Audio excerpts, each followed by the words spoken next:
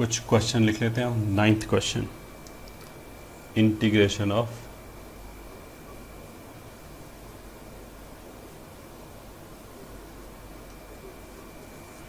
Tenth question.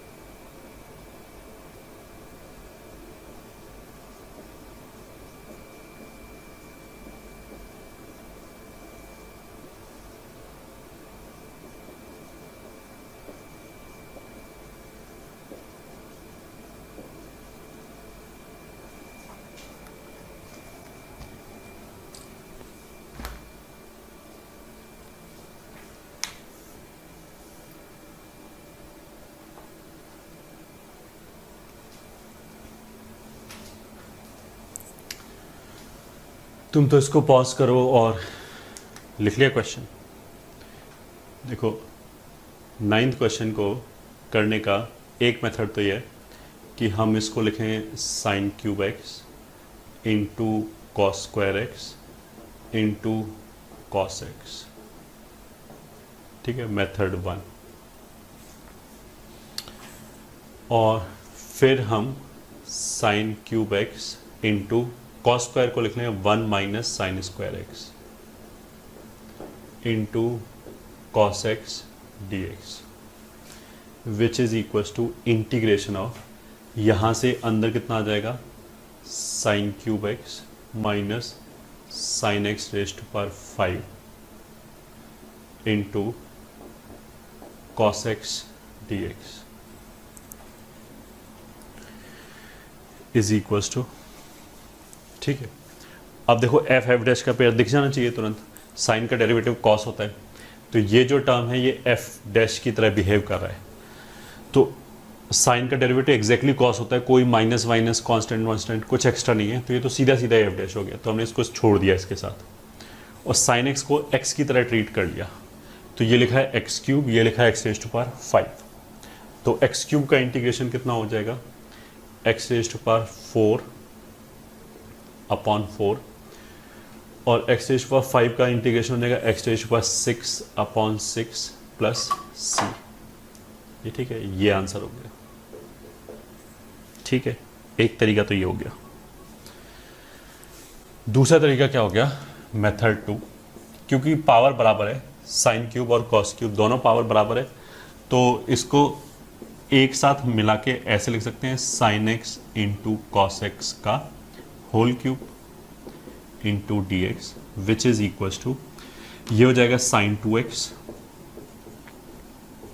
By 2 का whole cube into D x, which is equal to 1/2 cube जो है वो 8 हमने बाहर निकाल दिया और ऐसे आ गया sine cube 2x into D x, ये आ गया। ठीक है, अब this is equal to sine 3 theta वाला फॉर्मूला लगाया। साइन 3 थीटा का फॉर्मूला कितना होता है, 3 sine theta minus 4 sine cube theta. तो अगर हम इसको इधर ले जाएं और इसको इधर ले जाएं तो ऐसे आ जाएगा साइन क्यूब थीटा एक 4 भी आएगा साथ में, उससे डिवाइड कर दिया, यहाँ आ जाएगा 3 sine theta minus sine 3 theta. ठीक है, तो sine cube anything will be 1/4 बाहर लिख दिया, 3 साइन सेम एंगल, फिर माइनस साइन 3 थीटा, मतलब इसमें 3 बाहर है, इसमें 3 अंदर है, दोनों में 3 3 है, तो उस हिसाब से 1/8 पहले से ही बाहर था, एक 1/4 और आ गया। फिर पहले वाले में 3 बाहर है, तो आ जाएगा 3 साइन वही एंगल 2x। दूसरे वाले में 3 अंदर है, तो 3 गुना एंगल, तो इसका 3 गुना कितना हो जाएगा 6x dx।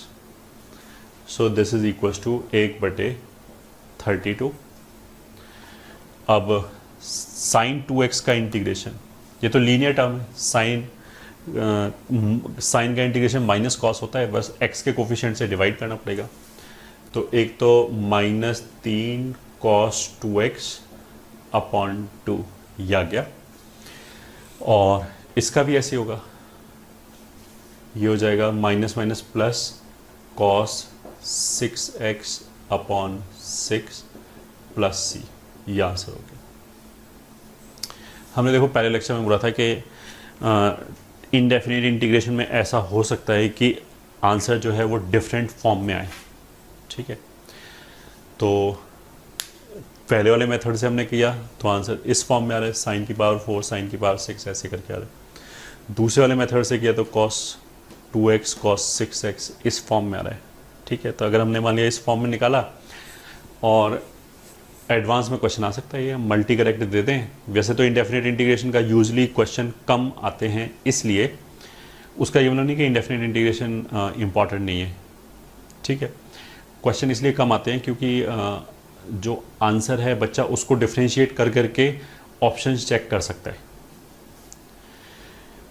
ये ठीक है। बट उसका ये मतलब नहीं कि हमें इंडेफिनिट इंटीग्रेशन पे ध्यान देने की जरूरत नहीं है।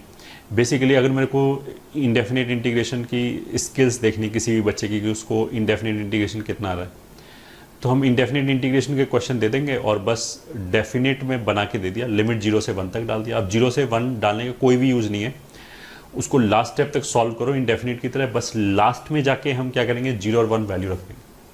तो 0 और 1 वैल्यू रखने से एक नंबर आ जाएगा। अब नंबर से तो हम ऑप्शन से नहीं पकड़ सकते, ठीक है, किसी किसी केस में बाई चांस हो सकता है पकड़ लें, वरना हम पकड़ नहीं सकते कि ऑप्शन कौन सा करेक्ट है, निकालना ही पड़ेगा वो तो हमें। तो इसलिए इनडेफिनेट की स्किल्स हमें आनी चाहिए कि इनडेफिनेट को इंटीग्रेट कैसे करते हैं।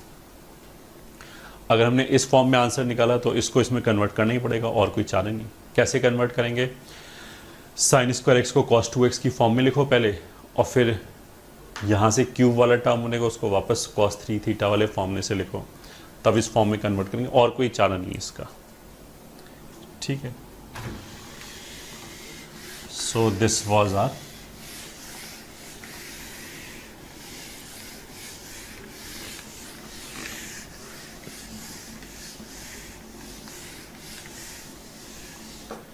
Ninth question. ठीक है, अब आता है 10th क्वेश्चन। 10th क्वेश्चन यही कर सकते हैं, बहुत ईजी है। x⁴ का डेरिवेटिव कितना होगा, x⁴ का डेरिवेटिव होगा 4x³। तो x³ इसीलिए बाहर दे रखा है, 4 की कमी है तो हमने यहाँ 4 मल्टीप्लाई कर लिया, 1 4 बाहर भेज दिया, तो जब 4 हमने बाहर भेजा वही आ गया। अब 4x³ जो अंदर आया उसको हम भूल गए, ये तो f' बन गया, ये अंदर वाला fx है, तो आप fx को x मान सकते हैं, मतलब ये इफेक्टिवली sin x लिखा हुआ है, sin x लिखा हुआ है। तो उसका इंटीग्रेशन कितना होगा, माइनस cos x, तो माइनस इधर गया, cos x किसको माना था, x⁴ को, तो प्लस c, ये आंसर आ गया। ठीक है, एक लाइन का क्वेश्चन। अब 11th क्वेश्चन। 11th क्वेश्चन में क्या है, ln का डेरिवेटिव 1/x, तो 1/x को dx के साथ छोड़ दिया, तो ln x f जो है वो x की तरह काम करेगा, तो ये तो x² लिखा है, तो उसका इंटीग्रेशन कितना हो जाएगा, x³/3। x की तरह कौन काम कर रहा है, ln x। ठीक है, अच्छा ये तो आई होप समझ में आता है कि अगर ये नहीं होता क्वेश्चन में, केवल इतना होता है ln² x, तो हम ln x को x की तरह ट्रीट नहीं कर सकते ऑफ कोर्स, फिर ln³ x/3 आंसर नहीं आ सकता। अगर ऐसे आता होता तो फिर वही बात, दुनिया के हम हर क्वेश्चन को एक लाइन में सॉल्व कर देते। जैसे ये दिया है, हम इस पूरे को एक्स की तरह ट्रीट कर लेते और एक्स स्क्वायर बाई 2 आंसर लिख देते, दिस स्क्वायर बाई 2, ऐसे थोड़ा होता है। ठीक है, एक्स की तरह ट्रीट हम इसमें ln को इस पर्टिकुलर क्वेश्चन में कर सकते हैं। क्यों कर सकते हैं? क्योंकि एफ डैश एक्स प्रेजेंट है, क्योंकि ln x का जो डेरिवेटिव है 1/x वो प्रेजेंट है dx के साथ, इसलिए चल जाएगा। अगर ये 1/x नहीं होता तो ये ln x को x की तरह ट्रीट ही नहीं कर पाते। अभी कर सकते हैं। अब ये जो dx के साथ छोड़ दिया, ये x की तरह ट्रीट करें तो एक्स स्क्वायर का इंटीग्रेशन x³ प्लस c, या ठीक है। 12 में आई, 12 में भी हम इसको अलग कर सकते हैं कि cos x plus sign square x into cos x d x. अगर ये प्लस में है तो ये तो बेसिकली अलग अलग कर सकते हैं, भले ही हम अलग अलग लिखें ना, ठीक है, स्पेस बचाने के लिए, बार बार दो डी एक्स ना लिखना पड़े तो एक ही जगह लिखा रहने दिया। बट अगर बीच में प्लस है तो these are basically two independent questions. तो cos x का इंटीग्रेशन कितना हो जाएगा? sin x। पहले में तो कुछ है नहीं, सीधा सीधा फॉर्मूला है। दूसरे वाले में क्या है? साइन का डेरिवेटिव cos होगा, तो अगर हम sin x को f बोलें तो ये f डैश हो गया। ठीक है, मतलब बाकी सबको भूल जाओ, यही क्वेश्चन है। तो इसको अगर हम f बोलें तो f डैश हो गया, तो f डैश को हमने dx के साथ छोड़ दिया और इसको x मान लिया, तो एक्स स्क्वायर का इंटीग्रेशन x³/3। तो x का काम साइन करा है तो sin³ x/3 प्लस c, ये हो गया।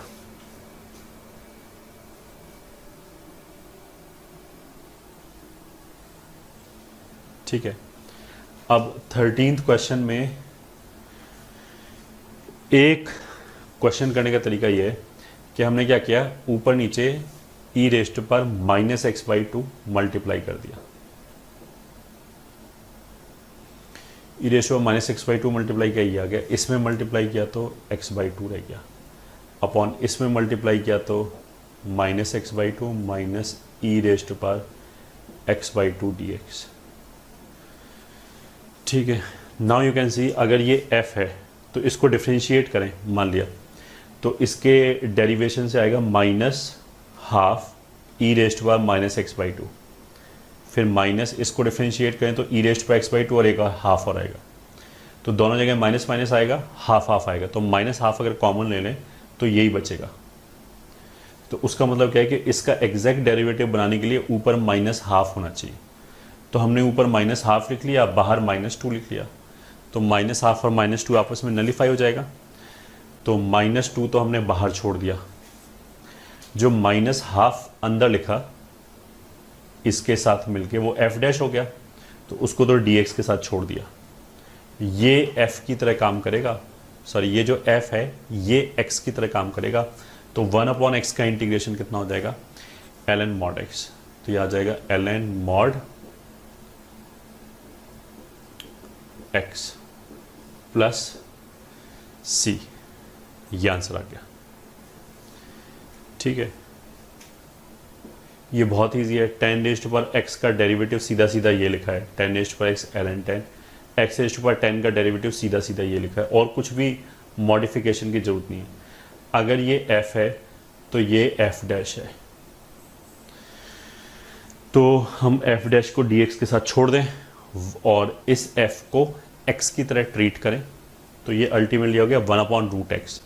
1/√x मतलब x रेज़्ड पर -12, न्यूमरेटर में अगर ले जाएं तो रूट की वजह से हाफ आ गया, न्यूमरेटर में ले जाएं तो माइनस आ गया, तो इस f डैश को तो छोड़ दें। ये जो एक्सप्रेशन है वो इफेक्टिवली कितना हो जाएगा, न्यूमरेटर में जाके x रेज़्ड पर -12, तो उसका इंटीग्रेशन कितना हो जाएगा n+1/n+1 से, तो -12 में अगर 1 जोड़ेंगे तो हाफ आ जाएगा, तो 10 रेज़्ड पर x प्लस x रेज़्ड पर 10 प्लस 5, यही काम कर रहा है x का, तो रेज़्ड पर n+1/n+1 प्लस c, मतलब और चाहो तो ऐसे तो एक ही बात है, 2 अलग है, और ये हो गया 10 रेज़्ड पर x प्लस x रेज़्ड पर 10 प्लस 5 प्लस c, ये आ गया।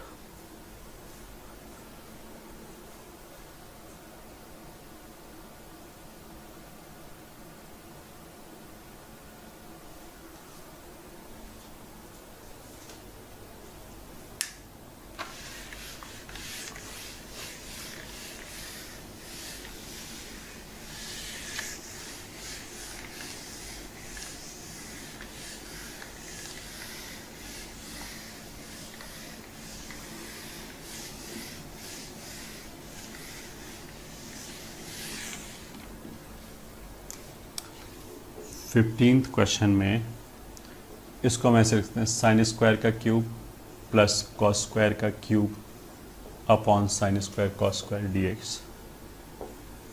तो this is a cube plus b cube को लिख सकते हैं a square plus b square का whole cube -3a² b² a² plus b square whole divide by sine square cos square dx। ये बेसिकली 1 हो गया, ये भी बेसिकली 1 हो गया। तो this is equals to integration of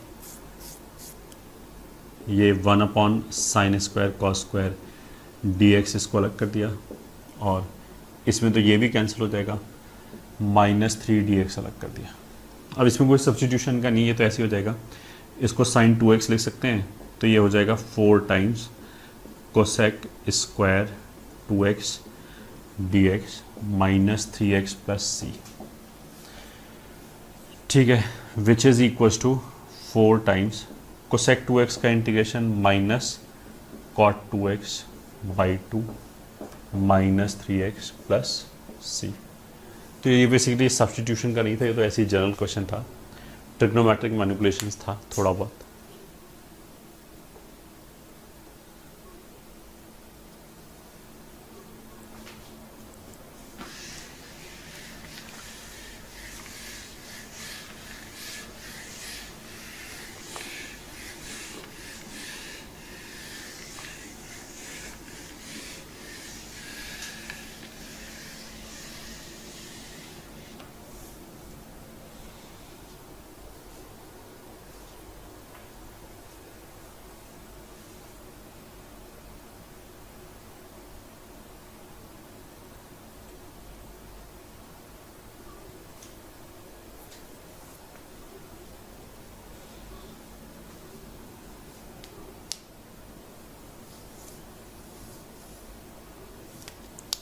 और कुछ क्वेश्चन हैं। 16 e⁻x³ plus 2ln x dx।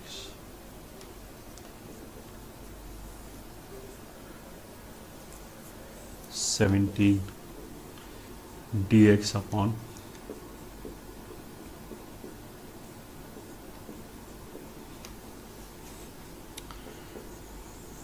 फिर 18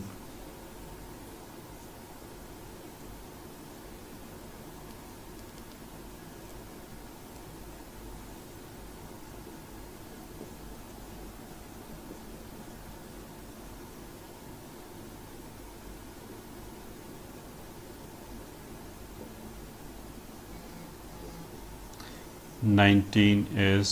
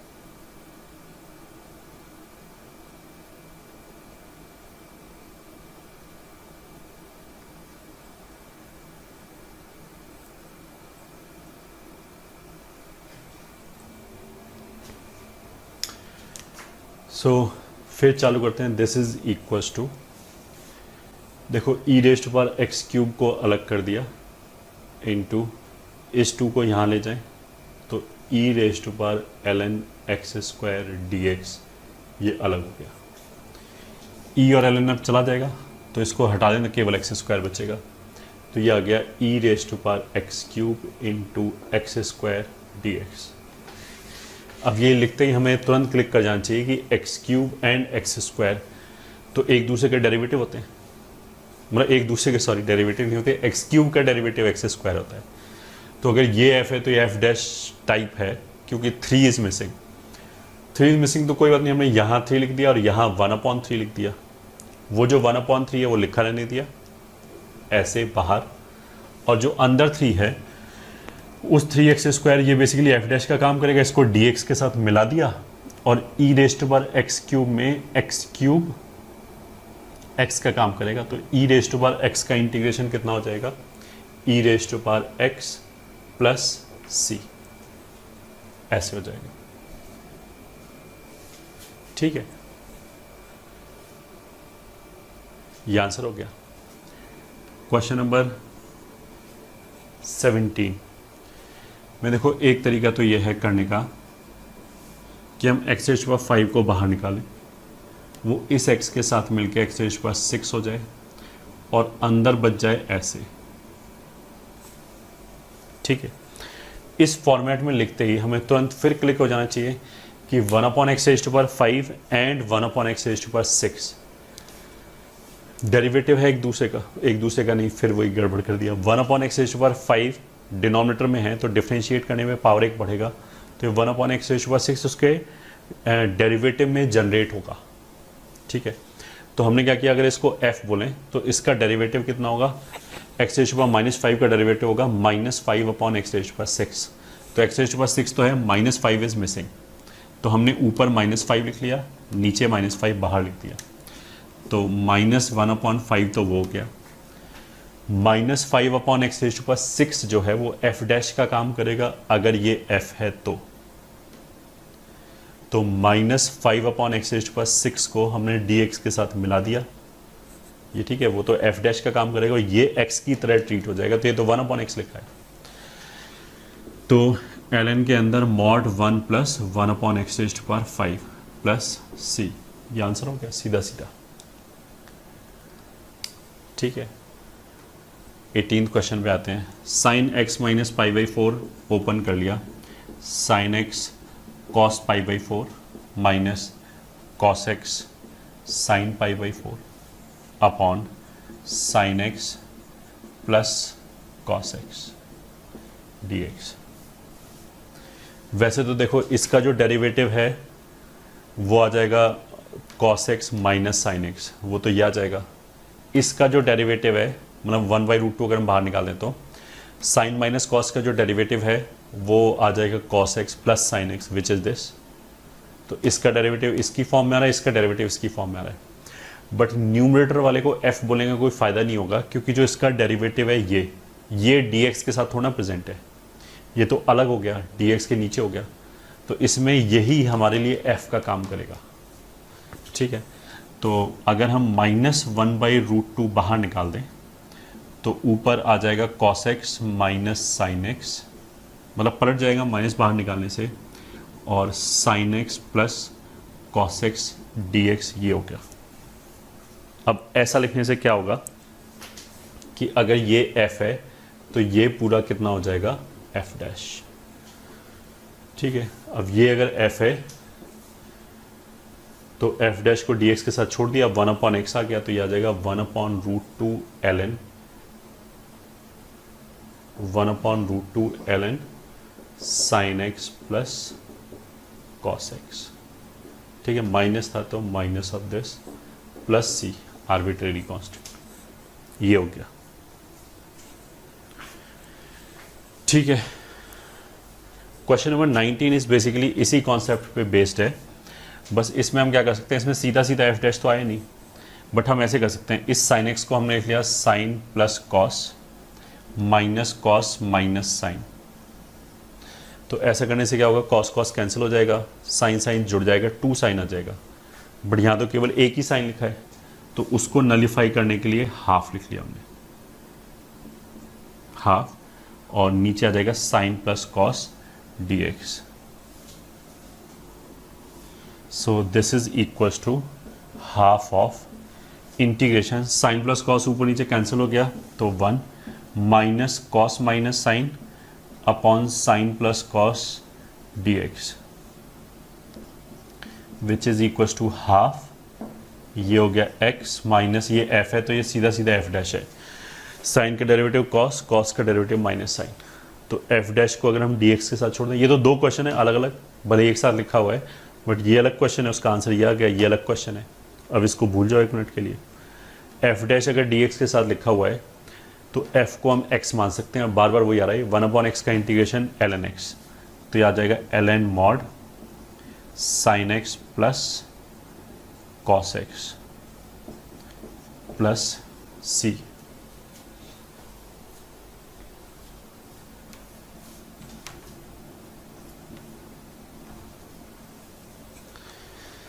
ठीक है, this is equals to integration of e raise to power x into इस वाले x को हटा दिया e raise to power x dx, मतलब इस x को अलग कर दिया, इसको अलग कर दिया, तो e raise to power alpha plus beta, तो e raise to power alpha into e raise to power beta होगा क्योंकि प्रोडक्ट में पावर जुड़ जाता है। तो अब हम ऐसे देख सकते हैं कि ये कॉम्पोजिट फंक्शन है, पहले वाला टर्म, ये कम्बरसम चीज़ है जो कॉम्पोजिट फंक्शन है, तो जो इसका आर्ग्यूमेंट है e raise to power x, ये f की तरह काम कर रहा है, तो ये वाला जो चीज़ है वो f डैश की तरह काम करेगा। तो f डैश को हम dx के साथ छोड़ दें और इसको x की तरह अज्यूम कर लें, तो e raise to power x का integration e raise to power x आ जाएगा, मतलब e रेज टू पावर यही आ जाएगा। So this will be equals to e raise to power x plus c, ये आएगा इसका आंसर।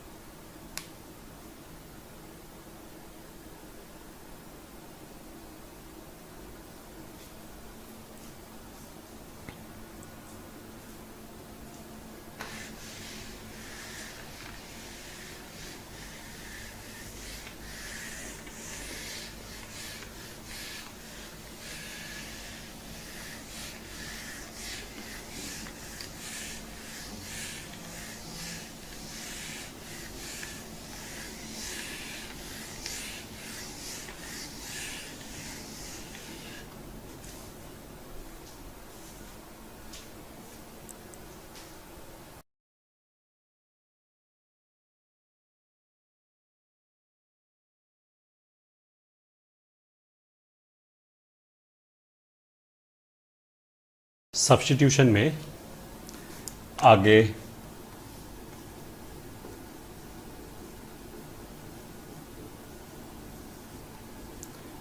स्टैंडर्ड फॉर्मूला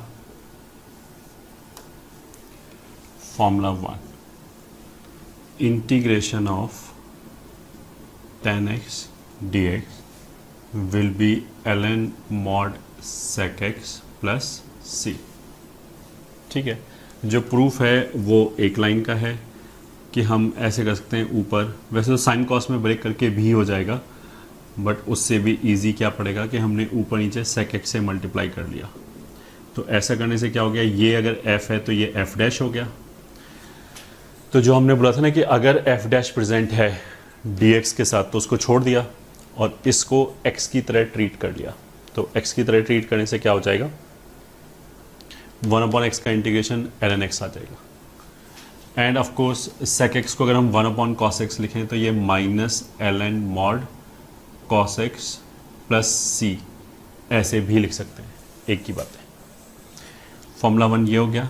फॉर्मूला 2 ऐसे ही tan का आ जाएगा, सॉरी cot का आ जाएगा, जैसा tan का है cot x dx। इसमें तो cos अपॉन साइन लिख सकते हैं, साइन का डेरिवेटिव सीधा सीधा ऊपर cos लिखा है विदाउट किसी माइनस वाइनस के, तो this will be ln mod sin x plus c, ये हो गया।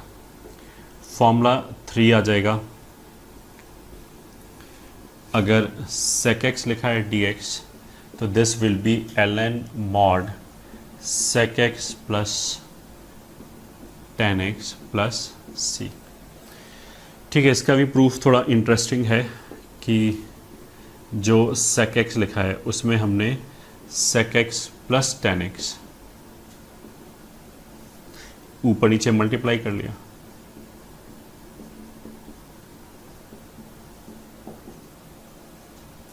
ठीक है, अब किसी बच्चे के दिमाग में ये जा रहा होगा कि ये कैसे पता लगेगा कि ऊपर नीचे हमने मल्टीप्लाई करना है। कोई ज़रूरत नहीं है पता लगाने की, अब पता लग गया कि हम ऐसे करते हैं। तो इंटीग्रेशन में जैसे हमने पहले बोला था कि बहुत सारे क्वेश्चन एक्सपीरियंस बेस्ड होते हैं, मतलब कि इस तरह क्वेश्चन को ऐसे करते हैं, इस तरह क्वेश्चन को ऐसे करते हैं, वो सारे प्रोसीजर भी हमें याद रखने पड़ेंगे। तो उसी में से ये एक तरीका है। आंसर अगर याद है तो उससे भी पता लग जाएगा, जैसे बोर्ड के पॉइंट ऑफ व्यू से बोलें तो आंसर याद है उससे ही पता लग जाएगा।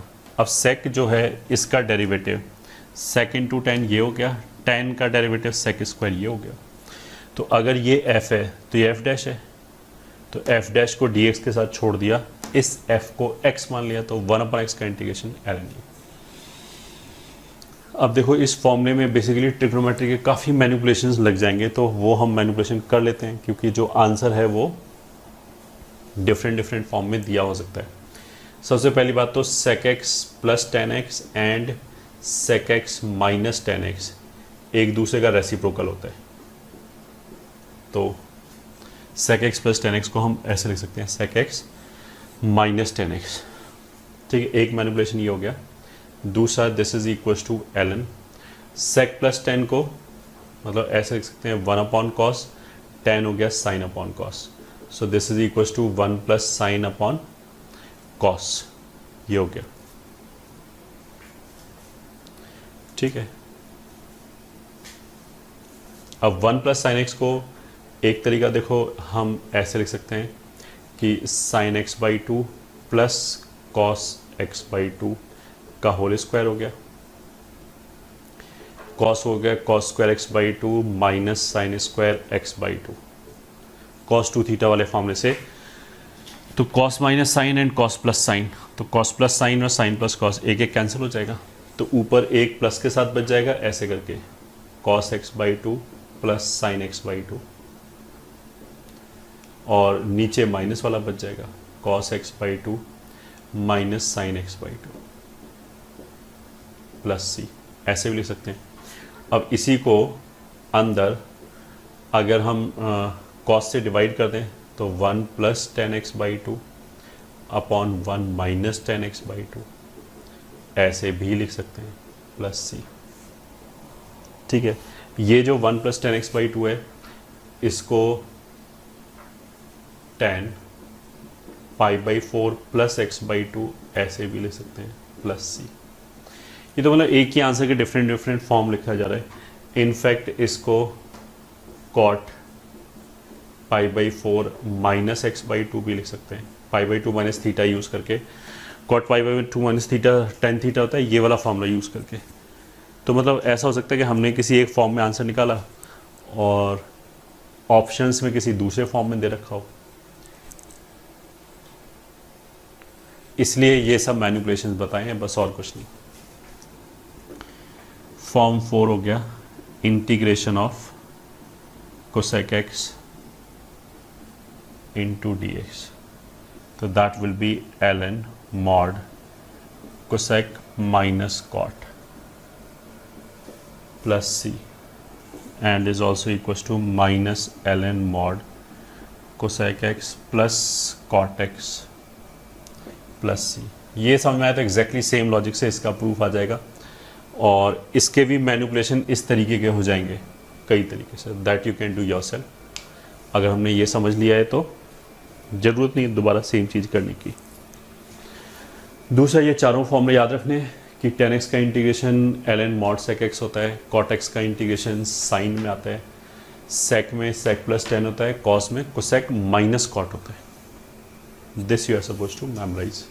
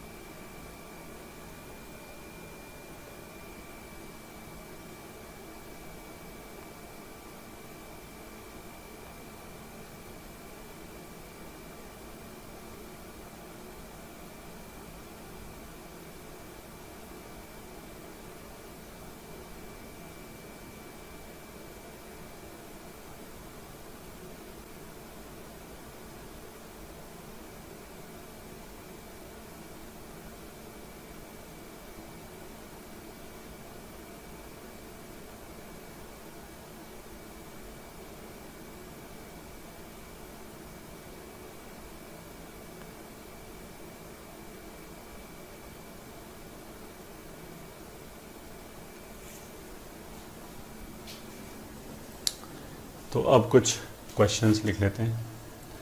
Question 1,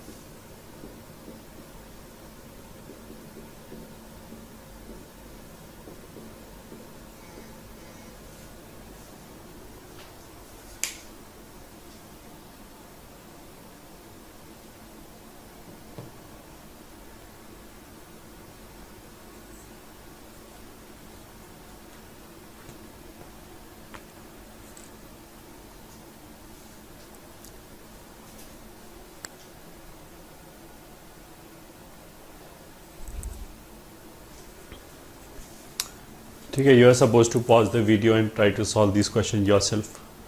I am going ahead.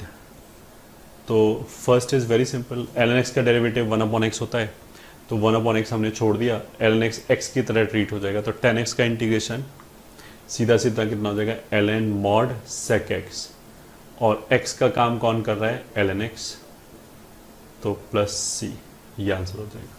ठीक है, इसमें हमने क्या किया, f अगर इसका है ln x को अगर हम f बोलें तो 1/x जो है वो f डैश का काम करेगा, तो 1/x को हमने dx के साथ छोड़ दिया और ln x f की तरह ट्रीट हो गया। ये भी एग्जैक्टली सेम क्वेश्चन है। साइन इनवर्स का डेरिवेटिव 1/√1 - x² होगा, तो 1/√1 - x² को dx के साथ छोड़ दें, साइन x जो है वो x की तरह ट्रीट हो जाएगा, तो 10x का integration ln mod sec x plus c। ठीक है, अब देखो ये पर्टिकुलर क्वेश्चन का आंसर, क्योंकि ये इन्वर्स है और ये ट्रिग्नोमेट्रिक फंक्शन है, तो ये आपस में कैंसिल हो जाएगा। तो जो इस पर्टिकुलर क्वेश्चन का आंसर है वो x के फॉर्म में भी आ सकता है, हो सकता है ये दोनों कैंसिल कर दें हम। कैसे, मान लिया अगर हमने बोला साइन इनवर्स x बराबर थीटा, तो x बराबर कितना हो जाएगा, साइन थीटा।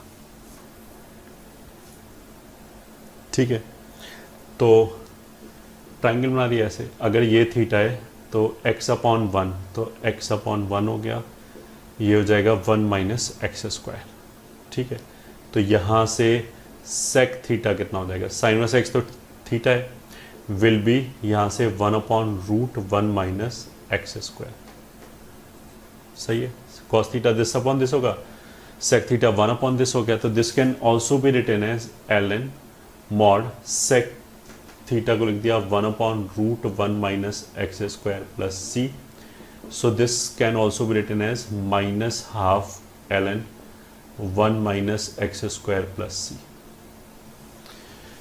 ठीक है, ये जो इसको ऊपर ले जाएं तो रूट की वजह से हाफ आ गया, न्यूमरेटर की वजह से माइनस आ गया, तो -12 करके भी लिख सकते हैं इसको। क्वेश्चन नंबर 3 में क्या है, cos x अपॉन cos x माइनस ए। तो न्यूमरेटर वाले x को हम ऐसे लिख लें x माइनस ए प्लस ए अपॉन cos x माइनस ए। अब इसको अल्फा बोल दिया, इसको बीटा, और ओपन कर दिया, तो this will be cos x minus a sine a, sorry cos का फॉर्मूला है तो cos a minus sine x minus A into sine a upon cos x minus a d x. So this is equals to, पहले में तो cos cos cancel कर दिया, cos ए आ जाएगा, minus दूसरे में cot x माइनस ए इंटू साइन ए आ गया D x. अब cos a का जो इंटीग्रेशन हो जाएगा वो ऑफकोर्स साइन ए नहीं होगा, क्योंकि इंटीग्रेशन x के रिस्पेक्ट में, a तो कांस्टेंट है, तो ये तो कांस्टेंट नंबर लिखा हुआ है, तो ये हो जाएगा x cos a माइनस, इसमें ये साइन a कांस्टेंट है, cot x माइनस a, तो x माइनस a तो लीनियर फंक्शन है, तो cot x की तरह इंटीग्रेशन हो जाएगा, जिसका इंटीग्रेशन होता है ln mod sin x। तो cot x माइनस ए का इंटीग्रेशन हो जाएगा ln mod sin x minus ए प्लस सी। ये आंसर आएगा थर्ड क्वेश्चन का।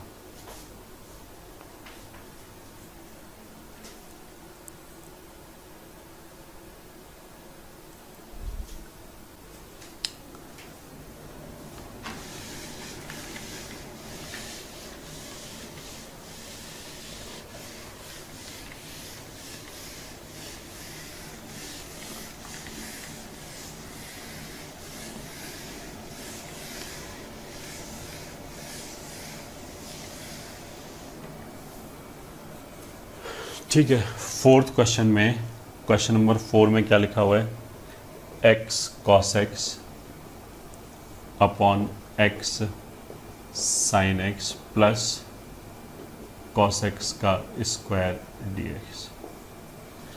ठीक है, अब जो डिनोमिनेटर में लिखा है x sin x plus cos x, तो इसका डेरिवेटिव क्या हो जाएगा, ये हो जाएगा x cos x। ठीक है, इन दोनों के ऊपर प्रोडक्ट फॉर्मूला लगेगा, तो x as it is sine को डिफरेंशिएट किया, फिर sin x as it is cos x को डिफरेंशिएट किया तो 1 हो गया, फिर इस cos को डिफरेंशिएट किया तो sin x हो गया, तो ये दोनों कैंसिल हो गया, तो कितना बचा x cos x। बहुत सिंपल है, मतलब अगर ये f है तो ये f डैश हो गया, f डैश हो गया तो इसको dx के साथ छोड़ दिया और इसको x मान लिया, तो x का स्क्वायर मतलब 1/x स्क्वायर लिखा है, 1/x स्क्वायर का इंटीग्रेशन होता है -1/x, तो x का काम ये कर रहा है, x sin x plus cos x plus c, ये हो जाएगा आंसर। ठीक है, so this will B question number 4। अब आते हैं हम क्वेश्चन नंबर 5 पे, which is sin 2x upon sin 5x into sin 3x into dx। अब ये क्वेश्चन पढ़ते ही मेरे को क्या समझ में आना चाहिए कि 2 3 5 होता है, तो मतलब I am able to see 3 2 5। ठीक है, तो ऑफ कोर्स ये तो इजीली क्लिक हो जाएगा, इसमें कोई दिमाग खर्च नहीं होगा, तो ऊपर वाले 2x को I can write down 5x minus 3x। ठीक है, this implies अगर हम इसको ब्रेक करें तो ये आ जाएगा sine 5x cos 3x minus cos 5x sine 3x whole divided by sine 5x into sine 3x dx। ठीक है, अब इसमें क्या है, दोनों को अगर हमने सेपरेट किया तो साइन 5x कैंसिल हो जाएगा, कॉस अपॉन साइन कॉट हो जाएगा, तो it will be cot 3x minus दूसरे वाले केस में साइन 3x कैंसिल हो जाएगा, cos upon sine cot 5x हो जाएगा। तो कॉट x का हमें फॉर्मूला पता है और यहाँ पे x की जगह लीनियर x लिखा है, 3x लिखा है, 5x लिखा है, तो सेम फॉर्मूला इज एप्लीकेबल, बस x के कोफिशिएंट से डिवाइड करना पड़ेगा। तो ln मॉड साइन 3x ये होता है 1/3 minus ln mod sine 5x into 1/5 plus सी।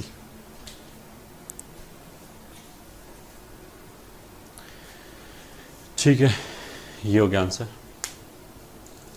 फिफ्थ क्वेश्चन का, फेयरली सिंपल क्वेश्चन।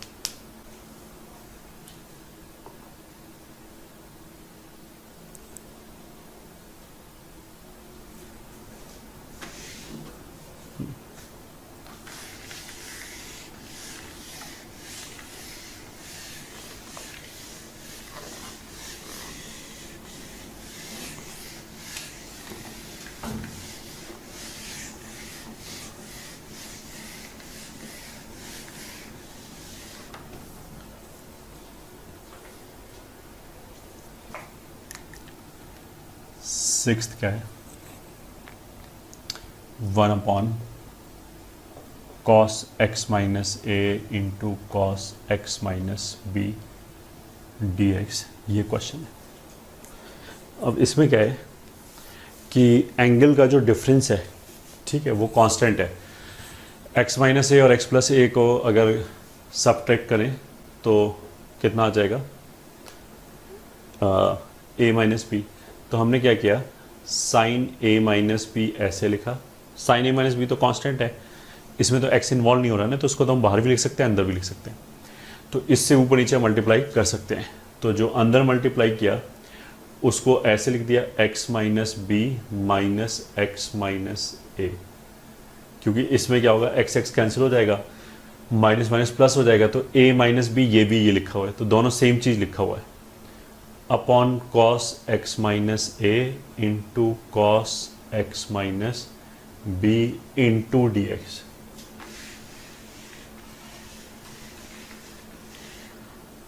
ठीक है, this is equals to 1/sin a minus b integration of sine alpha minus beta लिखा है, तो साइन अल्फा माइनस बीटा को ओपन कर दें तो यह आ जाएगा sine alpha cos beta minus cos alpha sine beta. ठीक है, अब देखो इस तरह के क्वेश्चन देख के मैंने 2-3 बार ऑलरेडी बोल चुका हूं मैं इस चैप्टर में कि बच्चों को ये फीलिंग आई है यार हम इतना कैसे सोच पाएंगे। तो मैंने बोला ना कि थ्योरी वाला पार्ट तो काफ़ी कम है, काफ़ी कुछ ये एक्सपीरियंस बेस्ड है।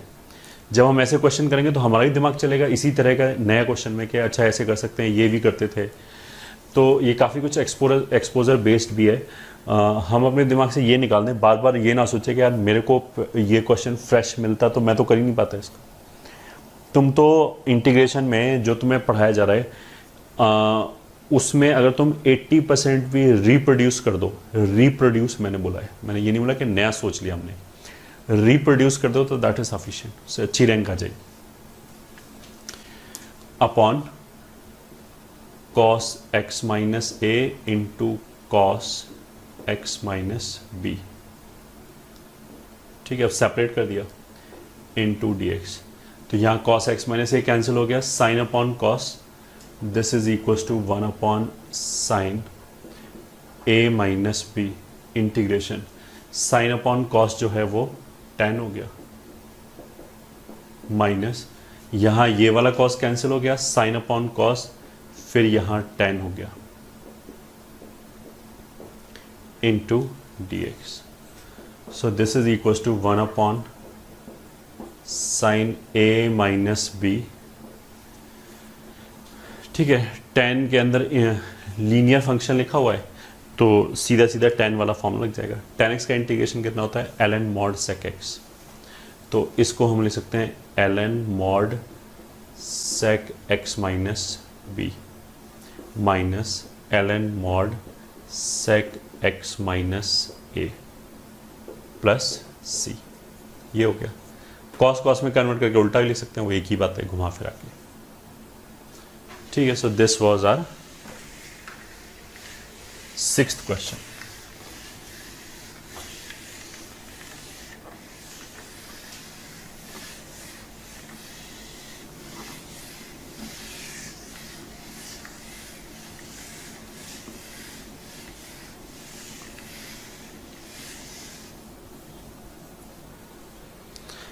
फिर 7th question is sec square x 5 plus 10x का पावर 1/2 dx. तो ये तो बहुत सिंपल है. अगर ये f है तो ये f डैश है, तो f डैश को dx के साथ छोड़ दिया, इसको x मान के इंटीग्रेट कर दिया, तो x रेज टू पावर 1/2 का डेरिवेटिव कितना हो जाएगा, x raise to power 3/2 upon 3/2 plus c. Simply answer आ गया. ठीक है. 8th integration sine x minus π/4 को ओपन कर दें. Sine x cos π/4 cos x sine π/4, तो वो 1/√2 ऐसे आ जाएगा इनटू फिर आ गया sine x plus cos x whole raise to power 5 dx. तो अगर ये f है तो ये f डैश हो जाएगा. So this is equals to 1/√2 हम बाहर छोड़ दें. इसका जो डेरिवेटिव है वो आ जाएगा cos x minus sine x, मतलब इसका नेगेटिव हो जाएगा. बेसिकली नेगेटिव हो जाएगा तो एक हमने माइनस बाहर निकाल दिया, तो ये एग्जैक्टली f डैश बन जाएगा पलट के, और इसको छोड़ दिया फिर हमने dx के साथ, इसको x की तरह ट्रीट कर लिया, तो x रेज टू पावर 5 का integration x raise to power 6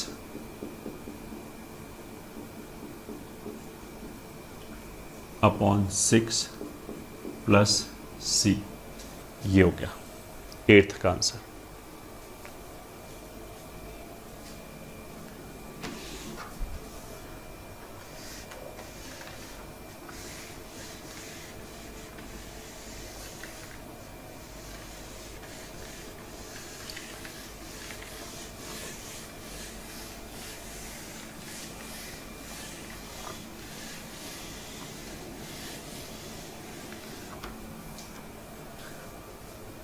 ninth क्या है, integration of sec x upon cos 2x plus alpha plus cos alpha into D x.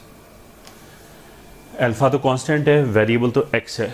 ठीक है, तो इस क्वेश्चन को देख के ऑब्वियस सी बात है cos c plus cos d का फॉर्मूला हम सोच सकते हैं, कोई भारी काम नहीं है सोचना. तो cos c plus cos d का फॉर्मूला लगाया. ये ठीक, आगे चल के काम नहीं किया, that's a different thing. But cos plus cos का टर्म लिखा हो, साइन प्लस साइन का टर्म लिखा हो, तो हमारे दिमाग में तो सबसे पहले यही आना चाहिए कि sine c plus sine d का फॉर्मूला लगाएं या cos c plus cos d का फॉर्मूला लगाएं. तो वो हमने लगा दिया. 2 कॉस सम बाई 2, तो दिस प्लस दिस बाई 2 कितना हो जाएगा, एक्स प्लस अल्फ़ा इंटू ये हो जाएगा कॉस डिफरेंस बाई 2, तो हो जाएगा कॉस एक्स डी एक्स. ये हो गया.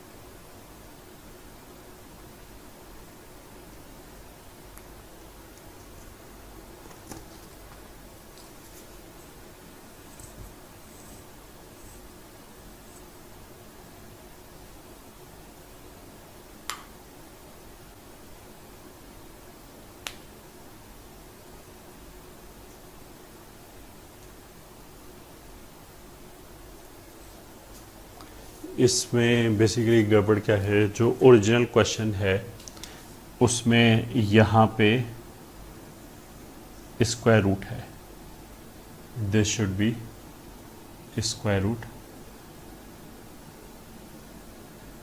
This should be square root. अब ठीक है। So this is equals to, ये क्वेश्चन है, मतलब क्वेश्चन हमने चेंज कर लिया, ये वाला क्वेश्चन लिख लिया, this is sec x square root of 2, इस कॉस को ओपन किया तो cos x cos alpha minus sine x sine alpha into cos x dx। ठीक है, इस रूट 2 को तो कांस्टेंट का क्या करना है, इसको तो बाहर निकाल दिया, इस cos x को भी कॉमन ले लिया, तो ये cos x कॉमन लेके यहाँ cos स्क्वायर x आ जाएगा, उसको रूट के बाहर निकालेंगे cos x आ जाएगा, उसको ऊपर ले जाएं तो ऊपर कितना हो जाएगा sec स्क्वायर x अपॉन 1/√2। मैं इसको ऐसे ही बोल सकते हैं, ऊपर नीचे sec x से मल्टीप्लाई किया तो ऊपर sec स्क्वायर हो गया, नीचे एक sec x आ गया, उसको रूट के अंदर ले जाएंगे तो sec स्क्वायर की तरह जाएगा।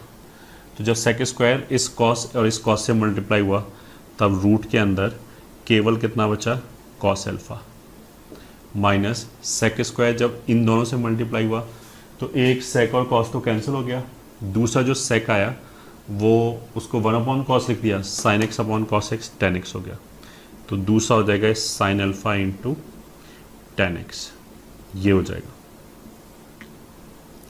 dx।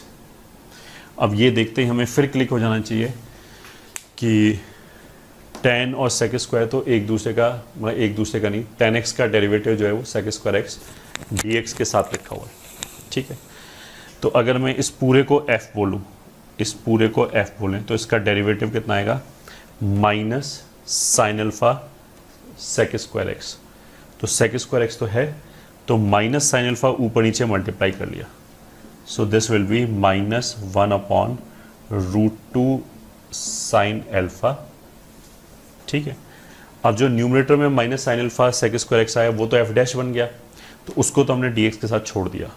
ठीक है, अब ये हमारा f की तरह काम करेगा, ये ठीक है, ये जो f है ये हमारा x की तरह काम करेगा, तो ये 1/√x हो गया। अच्छा, 1/√x जो है वो फ्रीक्वेंटली अकरिंग है, तो इसको याद ही कर लिया, इसका इंटीग्रेशन 2√x होता है, वैसे तो कुछ भी नहीं, x raise to power minus half है, n+1 वाला फॉर्मूला लगाओ, बट उतना भी सोचने के लिए हमें क्यों डिले लें टाइम का थोड़ा सा, 1/√x का इंटीग्रेशन 2√x, तो अगर ये f है तो इसका डेरिवेटिव हमने ऊपर एग्जैक्टली क्रिएट किया था माइनस साइन अल्फा से ऊपर नीचे मल्टीप्लाई करके, तो f डैश को छोड़ दिया, अब ये x की तरह ट्रीट हो गया, तो 1/√x का integration 2√x minus sine alpha into tan x plus c, ये आएगा आंसर।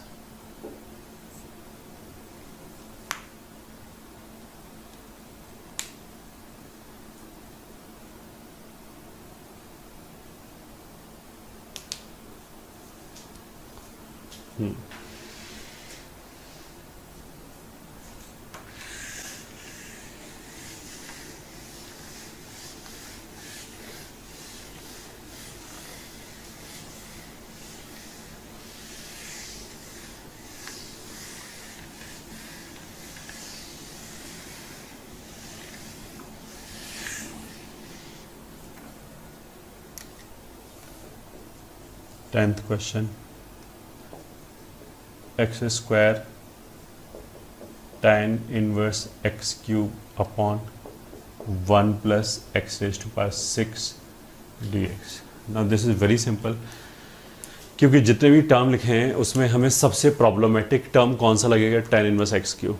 एक तो इनवर्स है, ऊपर से उसके अंदर x क्यूब है, तो tan इनवर्स x क्यूब का डेरिवेटिव क्या होगा, tan इनवर्स x क्यूब का डेरिवेटिव क्या होगा, तो tan इनवर्स की वजह से 1/1 प्लस x स्क्वायर, तो x मतलब x क्यूब, तो वो तो यही आ गया 1/1 plus x raise to power 6, फिर x क्यूब की वजह से फिर डिफ्रेंशिएट करेंगे तो 3x स्क्वायर और आएगा, तो वो x स्क्वायर भी यहाँ पे प्रेजेंट है, 3 इज मिसिंग, तो अगर मैं इसको ऐसे लिख दूँ 1/3, तो ये पूरा अपने आप एफ डैश बन गया अगर ये एफ है तो अगर एफ का जो डेरिवेटिव है वो डी एक्स के साथ प्रेजेंट है तो छोड़ दिया इसको एक्स मान लिया, तो एक्स का इंटीग्रेशन कितना हो जाएगा 1/3 एक्स स्क्वायर बाई 2 प्लस सी, ये आंसर आ जाएगा।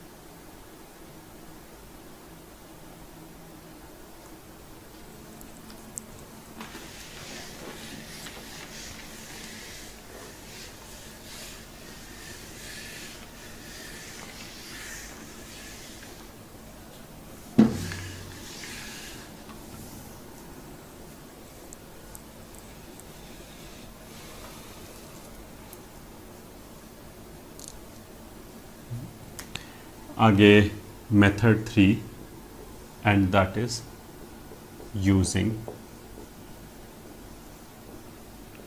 By parts. ठीक है, यूजिंग बाय पार्ट्स में पहले तो हम प्रूव कर लेते हैं।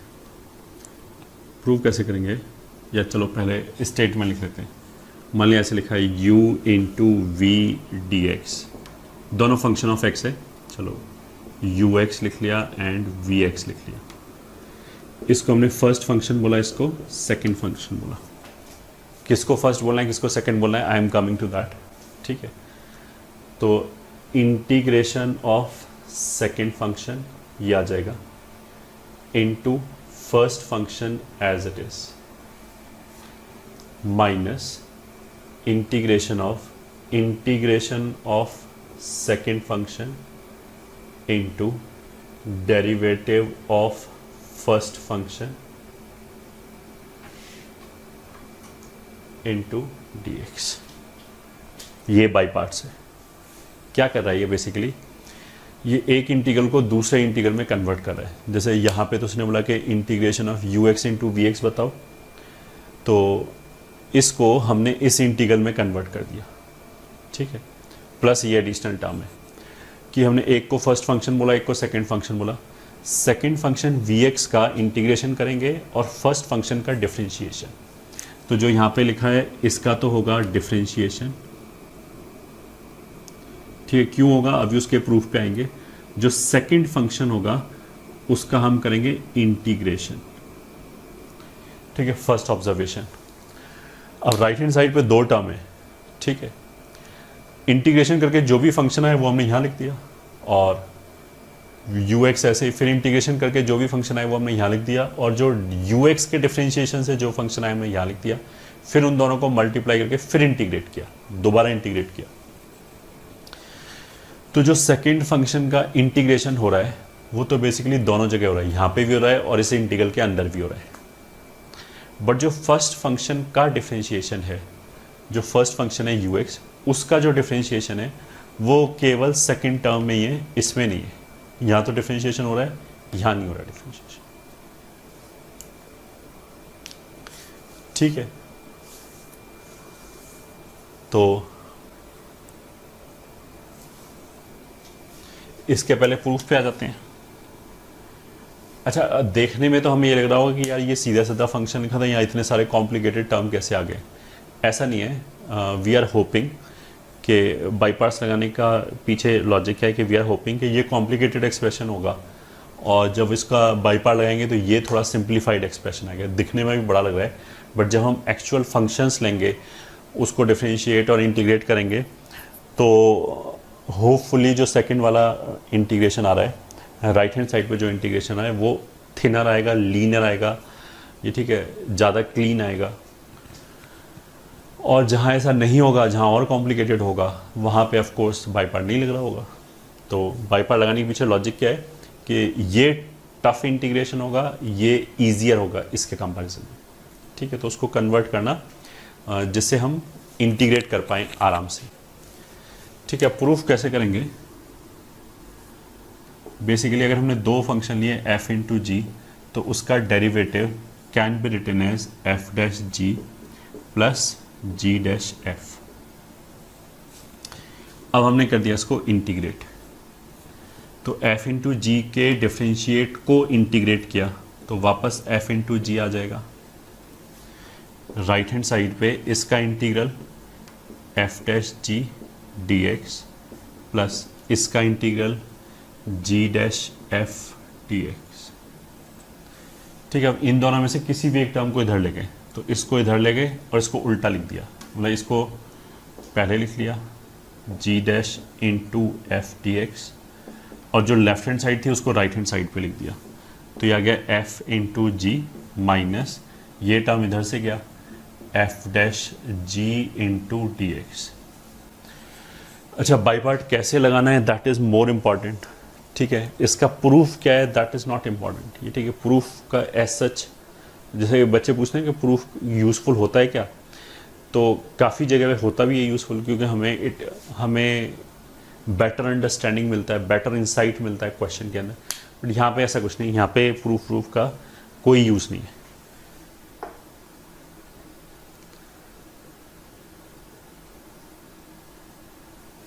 ठीक है। तो विदाउट प्रूफ के भी हम क्वेश्चन हमेशा कर ही सकते हैं।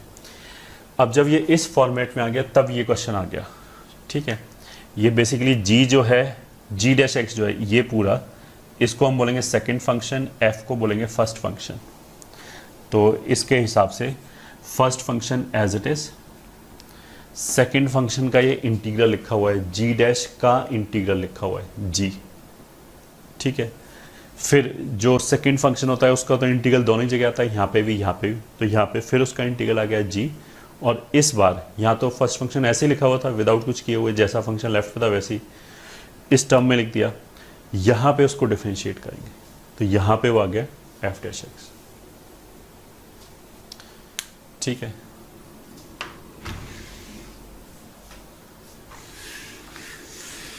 तो पहले इसको अप्लाई करके दिखाते हैं एक आध छोटे मोटे क्वेश्चन पे, देन वी विल डिस्कस कि फर्स्ट फंक्शन किसको बोलते हैं, सेकंड फंक्शन किसको बोलते हैं, एंड बाकी की जो लाइंस ऑफ थिंकिंग है कि बाई पार्ट्स लगाते समय हमारे दिमाग में क्या क्या चलना चाहिए, ठीक है।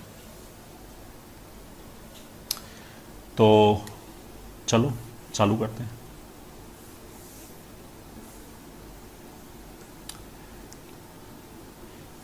क्वेश्चन 1, मान लिया हमने इंटीग्रेट किया x square into l n x into D x which is equals to, मान लिया हमने इसको सेकंड फंक्शन बोला, इसको फर्स्ट फंक्शन बोला। तो इस रूल के हिसाब से क्या था कि सेकंड फंक्शन का इंटीग्रेशन दोनों जगह हो रहा है, ये ठीक है। ये माइनस इंटीग्रल ये वाला हो गया माइनस इंटीग्रल, तो अब यहाँ टर्म आएगा, यहाँ टर्म आएगा, तो फर्स्ट फंक्शन यहाँ तो एज इट इज आता है, ठीक है। दूसरे में डिफरेंशिएट होता है, तो ये 1/x आ गया। First function as it is, उसका डेरिवेटिव यहाँ पे आ गया। सेकंड फंक्शन जो है वो दोनों जगह इंटीग्रेट होता है, तो अब इंटीग्रेशन साइन लगाएंगे नहीं, यहाँ तो फंक्शन अननोन था तो हमने ऐसे इंटीग्रेशन साइन लगा के छोड़ दिया।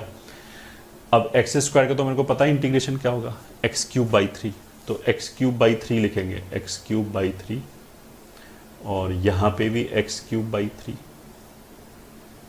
ठीक है। तो now you should be able to identify कि ये तो ईजी हो गया। अब ये प्योरली एल्जेब्राइक हो गया, एक x कैंसिल हो जाएगा, ऊपर x² बचेगा, उस पर x² का फॉर्मूला लग जाएगा सीधा सीधा। सो this is x cube ln x upon 3 minus 1/3 ये हो गया। इन दोनों को कैंसिल करेंगे, कितना बचेगा, एक्स स्क्वायर, और एक्स स्क्वायर का इंटीग्रेशन कितना हो जाएगा, एक्स क्यूब बाई 3, तो एक्स क्यूब बाई 3 प्लस सी, यही आंसर होगा। ठीक है, तो ये काफ़ी यहाँ पे तो मिक्स्ड से एक्सप्रेशन थे, एल्जेब्राइक भी था, एक्स स्क्वायर, लॉगरिथमिक भी था। ठीक है, जब हमने एक बार बाई पार्ट लगाया, यहाँ पे जो एक्सप्रेशन आया दैट वाज प्योरली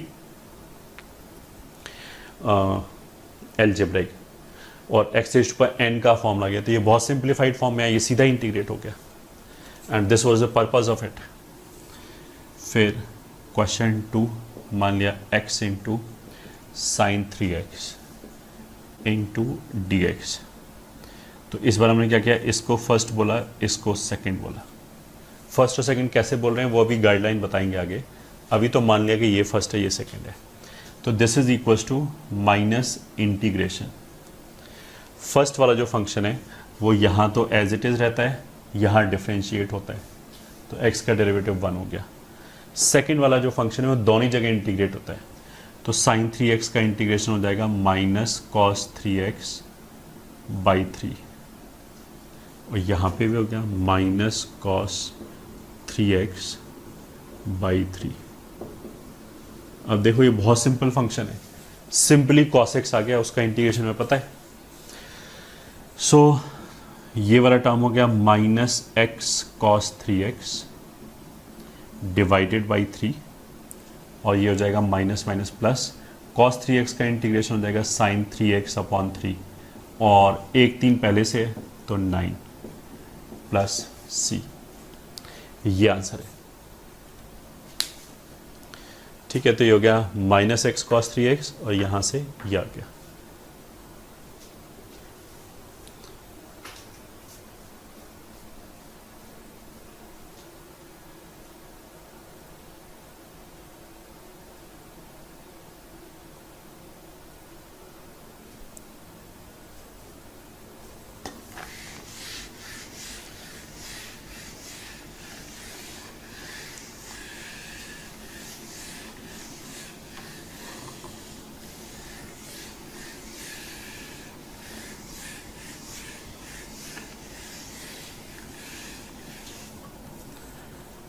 अब देखो note 1,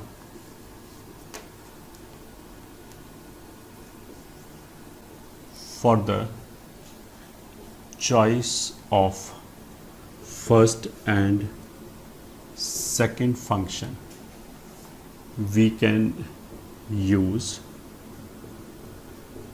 islet rule.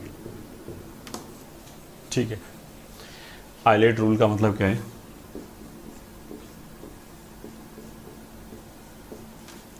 I stands for inverse, L stands for log या लॉगरिथमिक टर्म, A मतलब एलजेब्रा, T मतलब ट्रिग्नोमेट्री,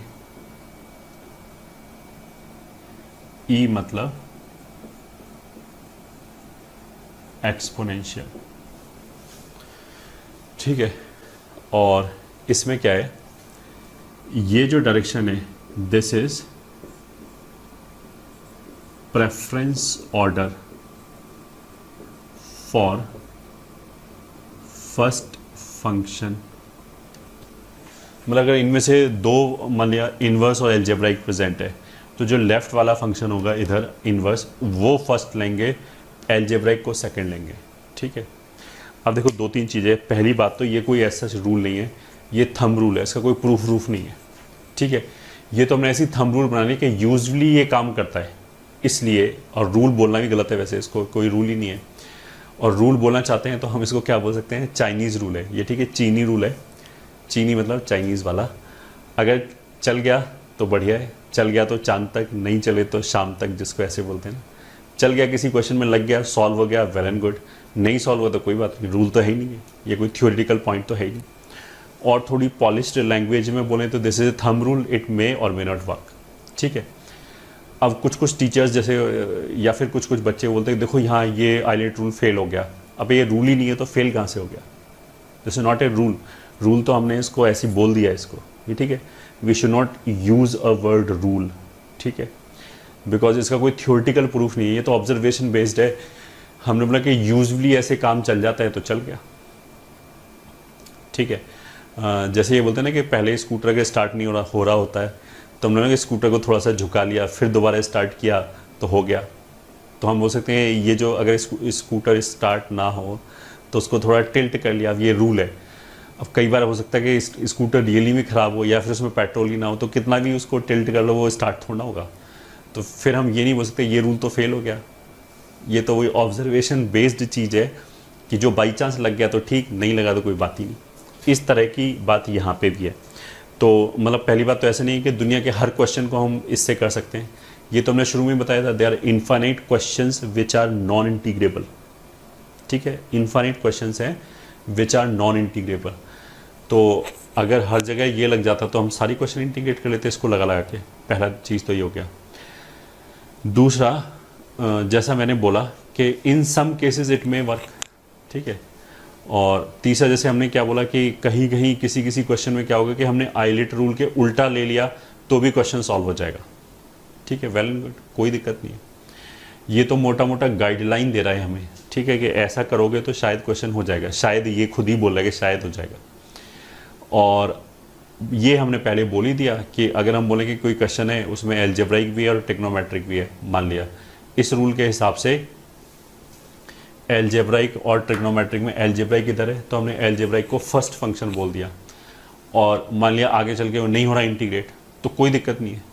फिर हम बोलेंगे रूल तो फेल हो गया, मैं 50 बार बोल चुका हूँ इसको, अब मेरे को रिपीट करते हुए अजीब सा लग रहा है कि ये रूल ही नहीं है भाई, फेल कहाँ से हो गया, ठीक है। नहीं हुआ तो कोई बात नहीं।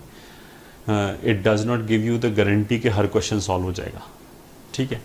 तो किसी भी आर्बिट्रेरी क्वेश्चन को उठा के हम ये नहीं बोल सकते कि इस पर आइलेट रूल तो लग नहीं रहा, बाई पार्ट नहीं लग रहा तो कोई बात नहीं, और कुछ लगा के देख लो, ठीक है। तो जिसमें बाई पार्ट लग रहा होगा उसमें मैक्सिमम केसेस में यही वाले रूल काम कर रहा होगा, ठीक है। और नहीं कर रहा तो कोई बात नहीं, जाने दिया।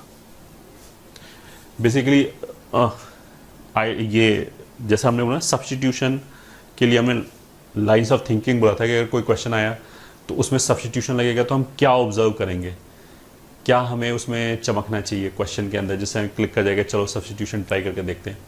तो उसमें हमने बहुत सारी चीज़ें बोली थी कि हम क्वेश्चन को सिंप्लीफाई करने की कोशिश करते हैं। रेडिकल साइन है मतलब स्क्वायर रूट है, क्यूब रूट है, तो उसको हटाने की कोशिश करते हैं।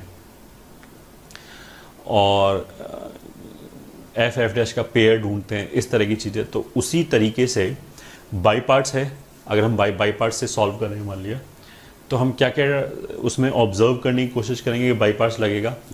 देखो एक तो लॉगरिथमिक फंक्शन हो गया, इन्वर्स फंक्शन हो गया। अगर उसमें सीधा सीधा सब्स्टिट्यूशन नहीं लग रहा है, ये ठीक है, अगर उसमें सीधा सीधा सब्स्टिट्यूशन नहीं लग रहा है कि एफ डैश का पेयर नहीं बन रहा है तो मोस्ट प्रॉबेबली बाई पार्ट लग रहा होगा। I have said most probably, there is no guarantee, ये ठीक है। बट काफ़ी केसेस में इन्वर्स हो या फिर लॉगरिथमिक फंक्शन हो तो बाई पार्ट लग रहा होगा मोस्ट प्रॉबेबली। पहली बात ये होगी। दूसरी बात कि अगर डिसिमिलर फंक्शंस हैं, अलग अलग टाइप के फंक्शंस हैं, ठीक है, जैसे अभी हमने 2 एग्जांपल किए थे थोड़ी देर पहले, उसमें हमने एक एल्जेब्राइक लिया, एक ट्रिग्नोमेट्रिक लिया, तो उसमें बाई पार्ट लगाते हैं, ये ठीक है। तो शायद उसमें बाई पार्ट लग रहा होगा। Again there is no guarantee. उसमें बाई पार्ट लगाने के पीछे लॉजिक क्या है कि हो सकता है कि जो सेकंड इंटीग्रल आए, ठीक है, यहाँ तो खैर हमने लिखा नहीं है, बाई पार्ट लगाने पे जो राइट हैंड साइड पे दूसरा इंटीग्रल आए उसके अंदर सिमिलर फंक्शन आ जाए। मतलब हमने लेफ्ट हैंड साइड से तो चालू किया ट्रिग्नोमेट्रिक और एल्जेब्राइक लेके, राइट हैंड साइड पे वो डिफ्रेंशिएट होकर एल्जेब्राइक गायब हो गया, केवल ट्रिग्नोमेट्रिक बचा। ऐसा हो सकता है, ये ठीक है। या फिर जैसे लॉगरिथमिक है, एल्जेब्राइक है, लॉग को डिफ्रेंशिएट करेंगे 1/x टाइप आएगा, प्योरली एल्जेब्राइक हो गया, और एल्जेब्राइक को इंटीग्रेट करने से भी एल्जेब्राइक हो गया, तो ऐसा हो सकता है। इन्वर्स है, इन्वर्स को डिफ्रेंशिएट किया, एल्जेब्राइक आ गया।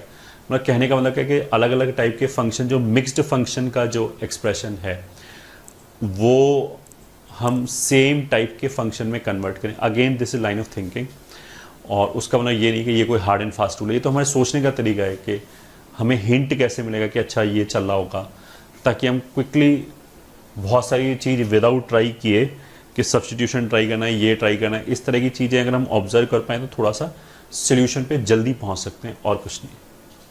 ठीक है, तो नोट 1 तो ये हो गया। नोट 2 क्या हो गया?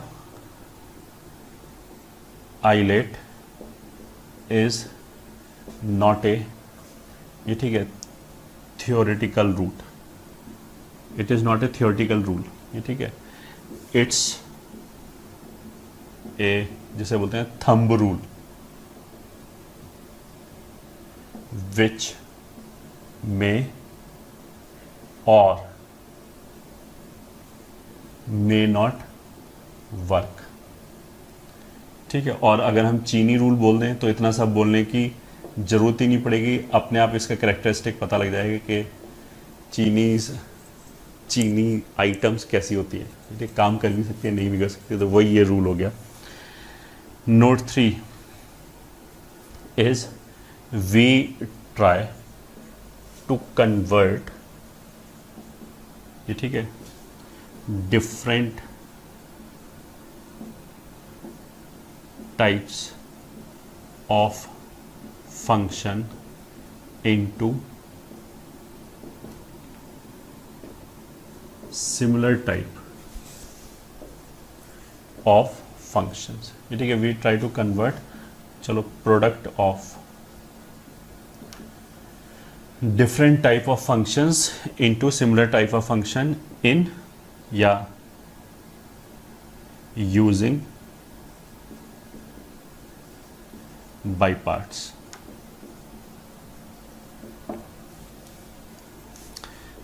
ठीक है, नोट 4, नोट 4 क्या है?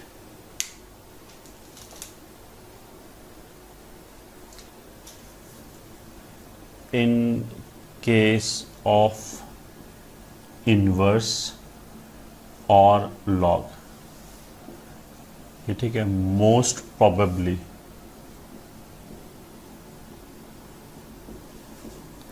By parts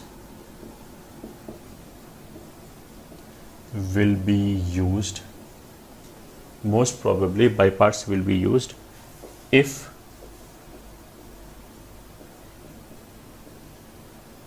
substitution is not working। मतलब अगर सब्सटीट्यूशन काम नहीं कर रहा होगा तो मोस्ट प्रोबेबली बाय पार्ट ही लग रहा होगा, ये बोला इसने।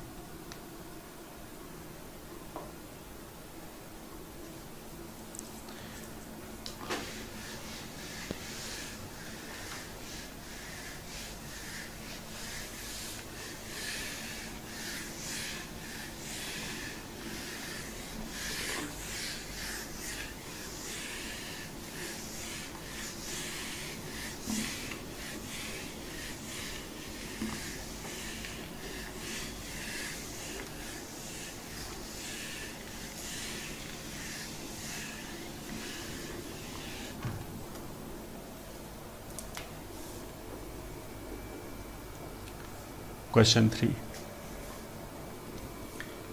मान लिया अगर ऐसे लिखा है x raised to power 4 ln x dx, ठीक है, ये एल्जेब्राइक हो गया, ये लॉगरिथमिक हो गया। तो आइलेट रूल में लॉगरिथमिक, एल्जेब्राइक, और ये हमने बोला था प्रेफरेंस ऑर्डर फर्स्ट फंक्शन के लिए, मतलब जो ऊपर होगा उसको प्रेफरेबली हम फर्स्ट बोलेंगे। तो इसमें ऊपर कौन है? लॉग, तो लॉग को फर्स्ट बोलेंगे, एल्जेब्रिक को सेकंड बोलेंगे। तो ये हमारा फर्स्ट हो गया, ये सेकंड हो गया, ठीक है।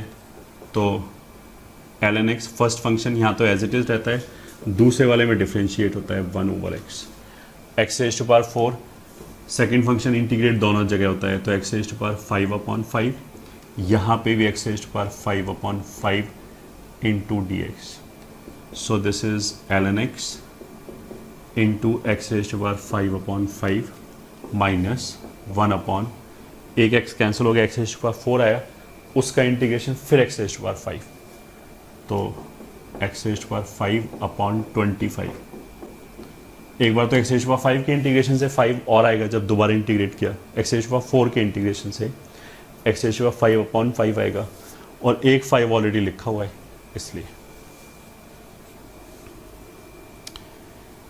क्वेश्चन नंबर 4, तो अगर लिखा है ई रेस्ट पर 5x into x square D x, ठीक है, एल्जेब्राइक एक्सपोनेंशियल। तो आइलेट में इस बार कौन कौन प्रेजेंट है, एल्जेब्राइक और एक्सपोनेंशियल। तो ऊपर कौन है, एल्जेब्राइक, तो उसको फर्स्ट बोलेंगे, ठीक है, ये फर्स्ट हो गया, ये सेकंड हो गया। तो फिर दोबारा शुरू हो गया, सेकंड फंक्शन दोनों जगह इंटीग्रेट होता है। तो पहली बार इंटीग्रेट हुआ, फर्स्ट फंक्शन पहली बार ऐसे ही रहता है माइनस, दूसरी बार फिर इंटीग्रेट हुआ इनटू, इस बार ये डिफरेंशिएट होगा फर्स्ट फंक्शन dx, ठीक है। So this is equals to e raised पर 5x x square upon 5 minus 2/5 x into e raised पर 5x dx, ठीक है। अब हमारा एम क्या है, इसको इंटीग्रेट करना, ठीक है। Now what you will see कि ये जो इंटीग्रल है ये बेसिकली एक नया क्वेश्चन है, ठीक है। अब ये कहाँ से आ रहा है, बाई पार्ट लगा के आ रहा है, सब्स्टिट्यूशन लगा के आ रहा है, उससे कोई फ़र्क ही नहीं पड़ता। मैं ऐसा थोड़ा है कि ये बाई पार्ट्स लगा के आ रहा है तो ये बोलेगा कि नहीं अब मैं सब्स्टिट्यूशन नहीं लगा सकते, ऐसा थोड़ा है। दिस इज न्यू क्वेश्चन, इसको कैसे भी सॉल्व करो, जैसे हो जाए, मतलब स्टैंडर्ड फॉर्मूला लग जाए, बाई पार्ट लग जाए, और भी जो मेथड हैं, सब्स्टिट्यूशन लग जाए, कुछ भी हो, ये एक फ्रेश क्वेश्चन है। तो यहाँ पे भी ये एल्जेब्राइक और एक्सपोनेंशियल है, तो डिसिमिलर टाइप के फंक्शन है, तो यहाँ पे फिर बाई पार्ट्स लग जाएगा। मतलब ऐसा कोई ज़रूरी नहीं कि दोनों बार बाई पार्ट ही लगे, इसमें दोनों बार बाई पार्ट लग रहा है, ये अलग बात है। तो फिर इसको फर्स्ट बोला, इसको सेकंड बोला। So this will be equals to x square e raised पर 5x अपॉन 5, ये एज इट इज़ लिखा है, माइनस 2/5, ये ठीक है। इसमें first function as it is, फिर इसका integration, minus integration of first का डेरिवेटिव, फिर इसका इंटीग्रेशन, ये आ गया, ठीक है। So this is x raised to power 2 e raised to power 5x upon 5 minus 2/25, ये 5 बार आ गया, x into e raised to power 5x plus ये और ये प्लस हो गया, एक 5 बाहर आ गया।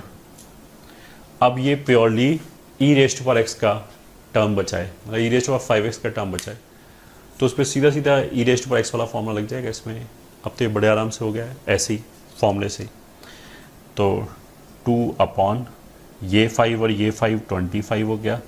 ई रेस्ट पर 5x को जब इंटीग्रेट करेंगे तो ई रेस्ट पर 5x अपॉन 5 एक और आएगा प्लस c, ये हो गया आंसर।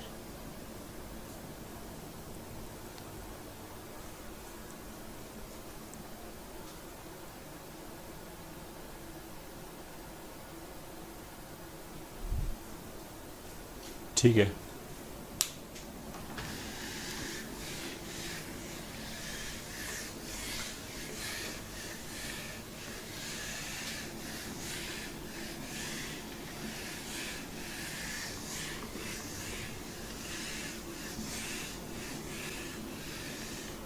एक और कर लेते हैं। फिफ्थ क्वेश्चन इज, मान लिया x cube into tan inverse x, ठीक है। फिर दोबारा हमने लिखा आइलेट, तो इन्वर्स है एंड एल्जेब्राइक है। ऊपर कौन है, इन्वर्स, तो ये इन्वर्स फर्स्ट होगा, एल्जेब्राइक सेकंड होगा। तो हमने ऐसा बोला ना, ऊपर जाने वाला जो है वो फर्स्ट फंक्शन होगा जो भी ऊपर आ रहा होगा। तो dx is equals to first function यहाँ पे तो एज इट इज़, और दूसरे वाले में डिफरेंशिएट हो जाएगा।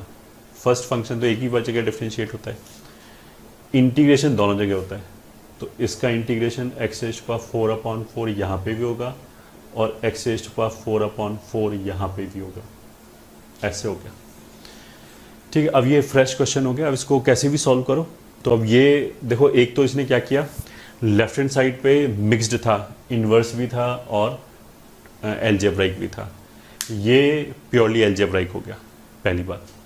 दूसरी बात, ये जो एक्सप्रेशन है अब इसको हम कैसे भी इंटीग्रेट कर सकते हैं, जैसे हो जाए। कैसे का मतलब ये नहीं कि हमारे पास सारी चॉइसेस है, बाई पार्ट से कर लो, कर कैसे भी सकते हैं, होगा तो किसी एक ही तरीके से मोस्ट प्रॉब्ली, या कुछ कुछ क्वेश्चन हो जाएंगे जो मल्टीपल तरीके से हो जाएगा कि बाई पार्ट से भी हो जाएगा और उससे भी हो जाएगा। इसमें बाई पार्ट नहीं लगाएंगे, इसमें तो ये सिंपली फॉर्मूले से हो जाएगा।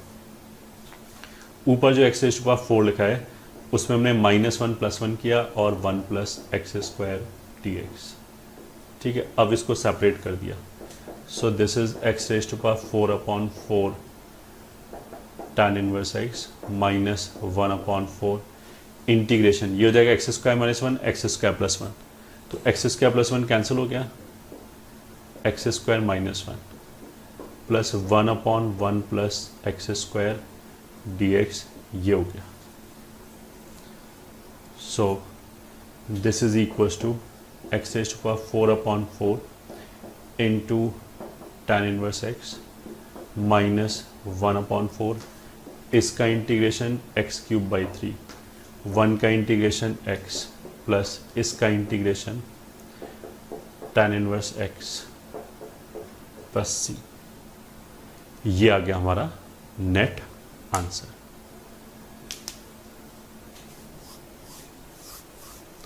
ठीक है, I hope this is clear.